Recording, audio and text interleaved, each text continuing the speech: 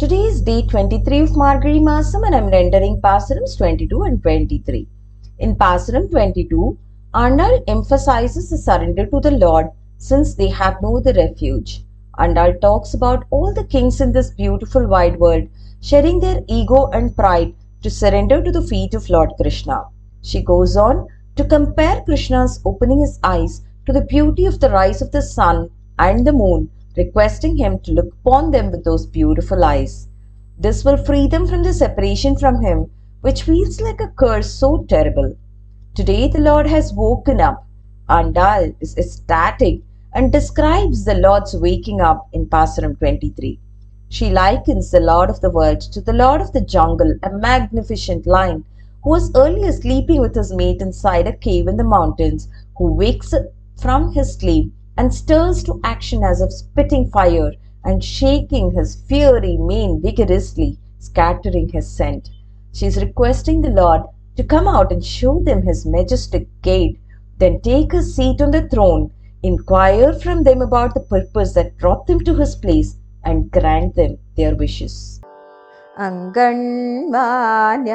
அங்கண்மாஞாலத்து அரசர் அபிமான பங்கமாய் வந்து நின் பள்ளி கட்டில் கீழே சங்கபும் இருப்பார் போல் வந்து தலை பெய்தோம் கிங்கிணி வாய் செய்த தாமரை பூ போலே செங்கல் சிறு சிறுதே எம்மேல் வீழியாவோ திங்களும் ஆதித்யனும்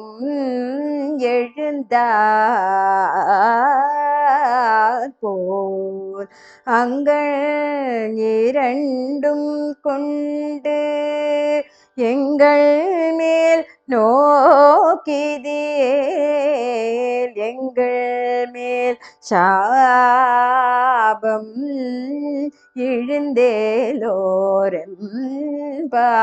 இழுந்தேலோரெம்பாவார் மாரிமுலை முழஞ்சில் மன்னி கிடை தூரங்கும் சீரிய சிங்கம் அறிவுற்ற தீவிழ்த்து வெறிமையில் பொங்க எப்பாடும் பேந்து திரி மூறி நிமிழ்ந்து முழங்கி புறப்பட்டு போதருமா போலே நீ பூவை பூவண்ணா உன் கோயில் நின்றங்கனே பொந்துருளி குப்புடைய சிறிய சிங்காசனத்திருந்து யாம் வந்த காரியமாராய்ந்து அருள்வெனோரெம்பாவாய்